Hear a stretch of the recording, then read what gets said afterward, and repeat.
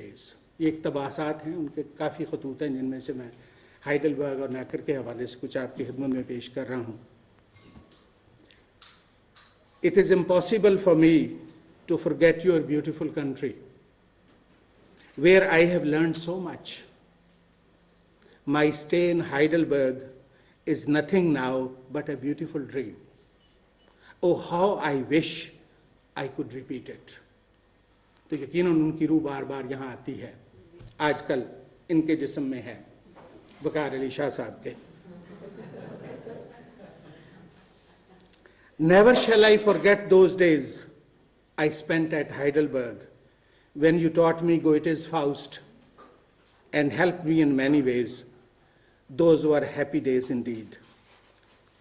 I wish I could see you once more at Heidelberg to the grave of the great master Goethe. क्या ये एक नौजवान तालिब इल्म के तासुरात हैं या इनसे आगे कोई चीज़ है? इनसे आगे है। वक्त अगर इजाज़त देता है तो मैं सिर्फ 3 नुकात आपके सामने पेश करूँ। पहली बात है हेगल। ये अगर आपने इसको पढ़ना शुरू किया है और आप नहीं चाहते एक ऐसे खूबसूरत जाल में फंसना तो बंद कर दीजिए, आगे ना पढ़िए। हेगल एक दगा अगर आपने पढ़ लिया और आपको समझ आ गया तो आप उसके दायरे से नहीं निकल सकते। जिस तरफ जाएंगे आपको वो खड़ा होगा। खुदा की तरफ जाएंगे, खड़ा है। दहरियत की तरफ जाएंगे, खड़ा है। स्पिरिट की तरफ जाएंगे, खड़ा है। मैटर की तरफ जाएंगे, खड़ा है। आर्ट की तरफ जाएंगे, जिस तरफ आप जाएंगे आपको वो शख्स नजर आएगा। और यहां तक कुछ बातें कहनी चाहिए, शायद जो ना कहने की भी हैं। इंसाइक्लोपीडिया ब्रिटानिका में आप अगर मंजूम देखें हेगल पे, तो मुसन्नफ़ उसके जहन पे इस्लामी फ़लसफ़े का असर बताते हुए इतने जज्बाती हो जाते हैं, क्योंकि इब्न रुश्द से बहुत ज़्यादा हेगल मुतासर थे। तो वार्निंग के तौर पे लिखते हैं, कहीं ये ना समझ लीजिए कि हेगल मुसलमान हो गया था। ये वो ज़रूर लिखते हैं, ये गोएटे के बारे में लिखते हैं। हम नहीं समझते, हेगल वाकई ईसाई था, लेकिन जो उसने फ़लसफ़ा और जो बुनियाद उसने डाली है अपने ख़यालात की, वो आप, और ये अफसोस से कहना पड़ता है, हमारे मुसलमानों का वतीरा है कि जब कोई साइंसदान जब कोई फ़लसफ़ी बात कह देता है ना और वो ज़बान ज़द आम हो जाती है, फिर हमें ख्याल आता है ये तो कुरान में है, हुजूर की एक हदीस है इस पर। तो इकबाल ने जब बादशाह को बताया कि ये जो टाइम का कॉन्सेप्ट तुम बता रहे हो ये तो हमारे हुजूर की एक हदीस में है, वो हैरान हो गया कि मुमकिन नहीं हो सकता। उन्होंने कहा है, लेकिन दुख की बात है कि हदीस कब से है, किसी को नहीं ख्याल आया उस पर कुछ लिखने का, कुछ बात करने का। तो ये हमें बाद में ख्याल आता है कि ये ख्यालात तो इन्होंने हमसे लिए हैं। तो हेगल का वो ऑयस्टर, मैंने कहा है उसको, जो सदफ है, क्या वाकई वो गौहर से खाली है? सुनिए, इकबाल की जुबानी सुनिए। ये उनकी किताब जो जावेद इकबाल ने एडिट की है, stray reflections, which is his diary, उसमें कहते हैं, I confess I owe a great deal to Hegel, Goethe, Mirza Ghalib, Mirza Abdul Qadir Bedil and Wordsworth. ये 5 नाम हैं जो इकबाल कहता है कि मैं जिनको बहुत ममनून हूं, जिनका। क्यों? The first 2, Hegel and Goethe, let me into the inside of things, सतह से नहीं, दूर, मावराए, जो आपको नजर में गुमान आता है ना कि ये पहाड़ी है, उनके बहुत नीचे ये मुझे दोनों शख्स ले गए, हेगल और Goethe. The third and fourth, Ghalib और Bedil, taught me how to remain oriental in spirit and expression after having assimilated foreign ideals of poetry.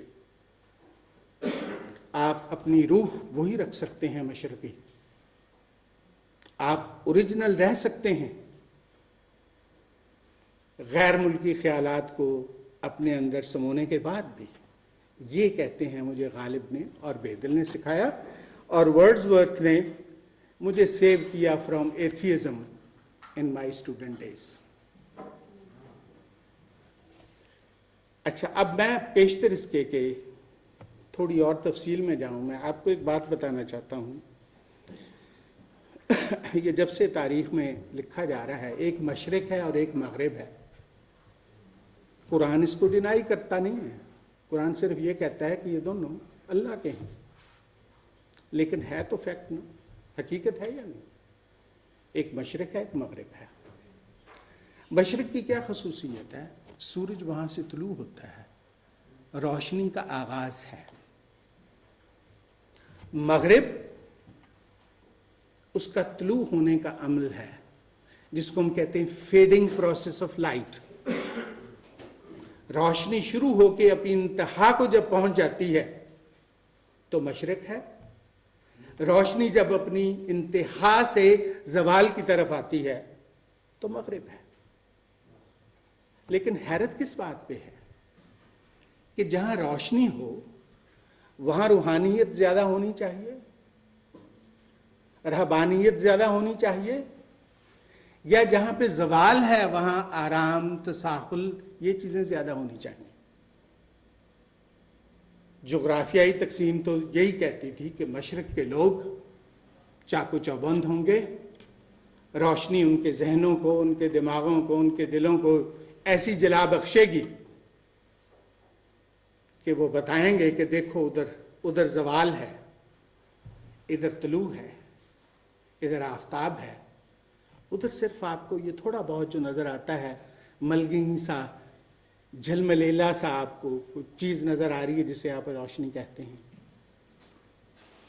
शायद यही बात थी कि मशरकी रूह में वो चीज ना आ सकी, वरना क्या होता, मशरक का हमेशा पल्ला भारी रहता।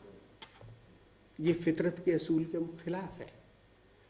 मगरिब ने उस जवाल को, उसमें नई रोशनी, नई जगमगाहट पैदा करने के लिए, जिसे हम जेस्ट ऑफ लाइफ कहते हैं, जिंदगी की तगोदो, जिंदगी को बेहतर बनाना, जिंदगी को ज्यादा सहल बनाना, उसमें इतनी इन्होंने तरक्की की, उसके लिए इतनी तगोदो की कि मशरिक आखिर में सो गया और मगरिब उस धुंधलके में भी जागता रहा।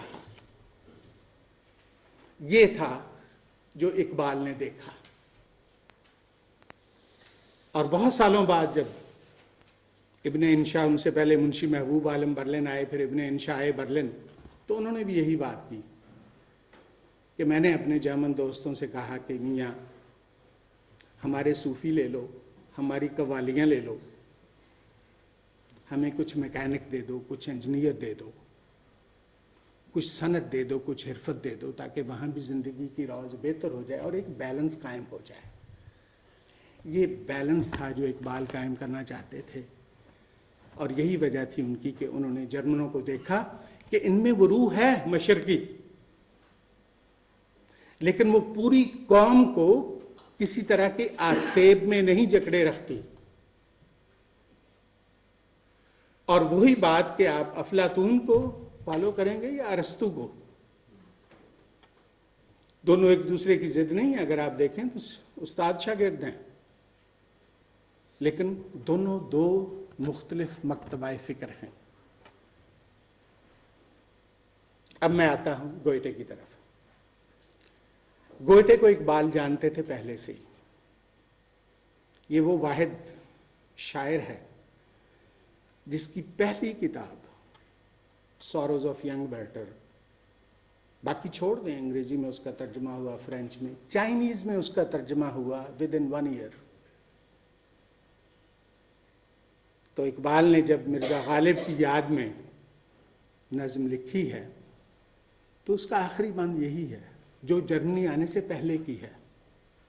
आह तू उजड़ी हुई दिल्ली में आरामीदा है, गुलशने वैमर में तेरा हम नवा खाबीदा है।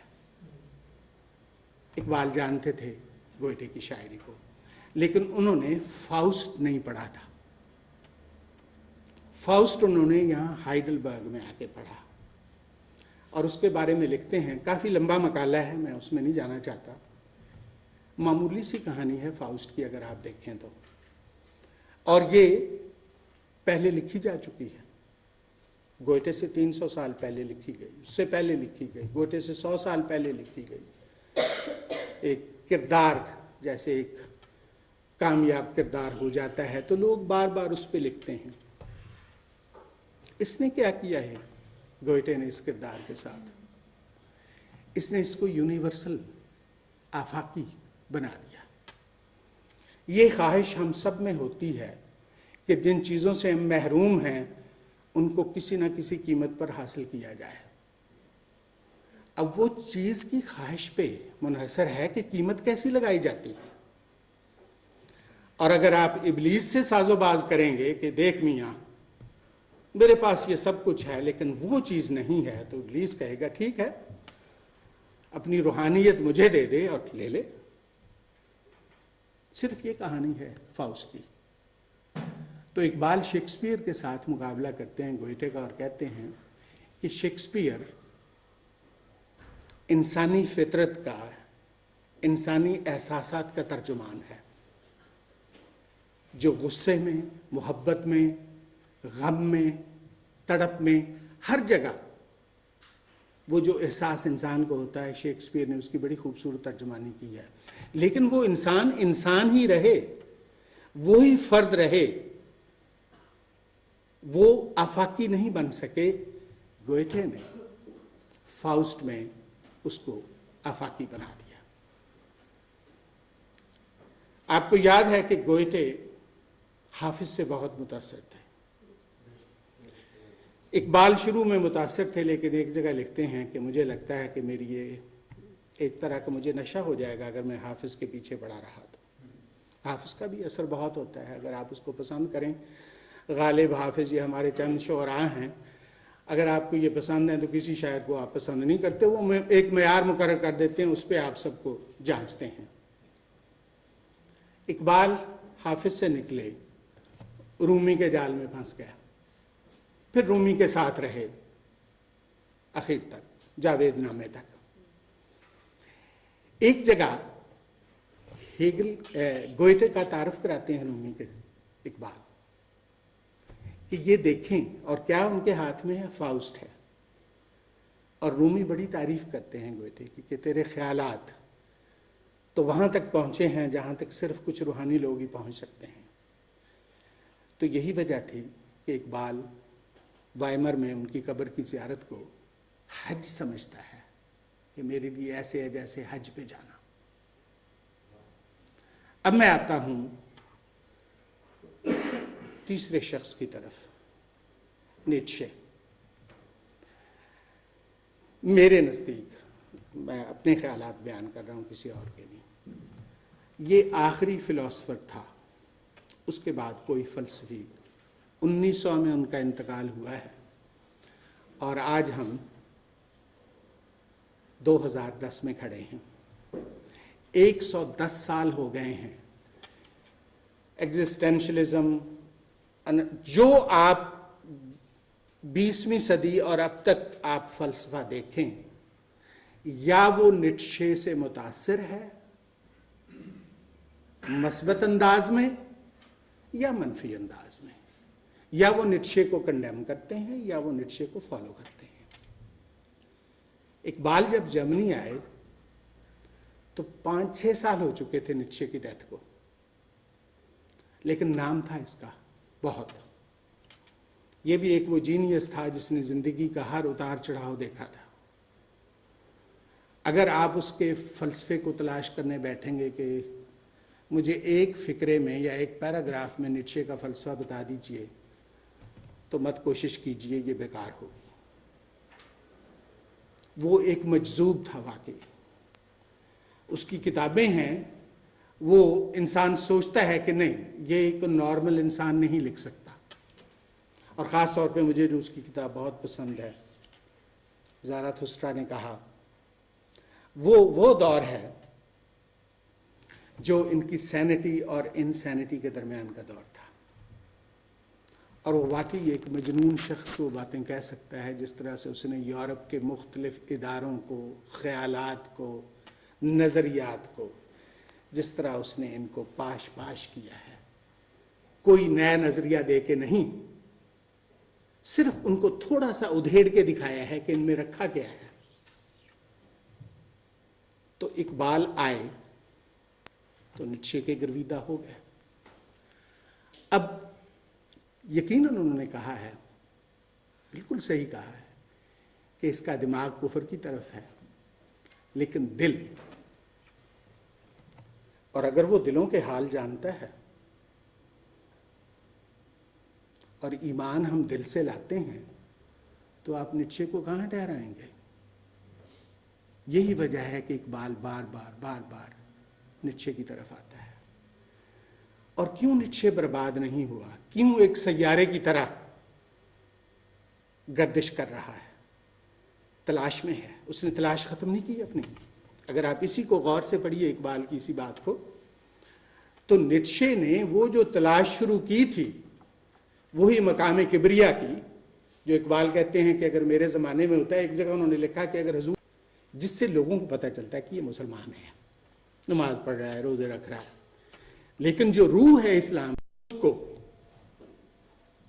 इनका एक लेक्चर है, इंग्लैंड वालों ने ख़ास तौर पे इनको बुलाया था जब इनकी किताब छपी है, reconstruction of religious thought in Islam, तो उसमें पहला जो एडिशन था उसमें ये लेक्चर नहीं है, इज़ रिलीजन पॉसिबल।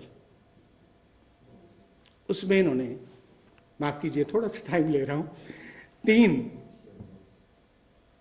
स्टेजेस दी हैं फेथ की। पहली, रिचुअल्स, हाथ धोना सीखें, वज़ू करना सीखें, नमाज पढ़ना सीखें, कुरान पाक और गैर शरई हरकतें ना करें। लेकिन ये इब्तदाई है, ये प्राइमरी स्कूल है, ये इकबाल उस अपने लेक्चर में कहते हैं। ये ऐसे ही है जैसे बच्चे को आप तख्ती दे के हरूफ तहज्जी पढ़ाना शुरू करते हैं, उसको बोलना सिखाते हैं, ये वो है। दूसरी मंजिल क्या है? दूसरी मंजिल है रैशनैलिटी, अक्ल की रूह से समझना कि ये सब है क्या। और तीसरी है जिसको समझ रहे हैं उसके साथ मिल जाना, खुदा के साथ, अल्लाह के साथ, जो नक्काश अव्वल है उसका आप हिस्सा बन जाएं। ये है मोमिन की, और ये मुमकिन है क्योंकि उसके एक अब्द ने ये करके दिखा दी थी। और यही बात इसको जमनों की पसंद आई थी इकबाल को, कि ये कौम ना सिर्फ सोचती है ना महसूस करती है। इनके शायर भी हैं। एक जगह इकबाल लिखते हैं कि मैंने किसी और मुल्क में नहीं देखा, बहार के बाद खिज़ां होती है ना, लेकिन इस मुल्क में 2 बहारें आती हैं, एक के बाद दूसरी बहार, गोइटे की बहार, फिर हाइने की बहार। बहुत बहुत शुक्रिया आपका।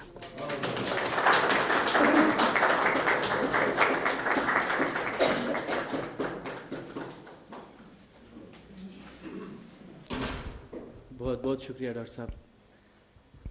इतनी खूबसूरत मालूमात और इतना खूबसूरत और जामे आपका मज़मून के दिल आशीष कर उठा है।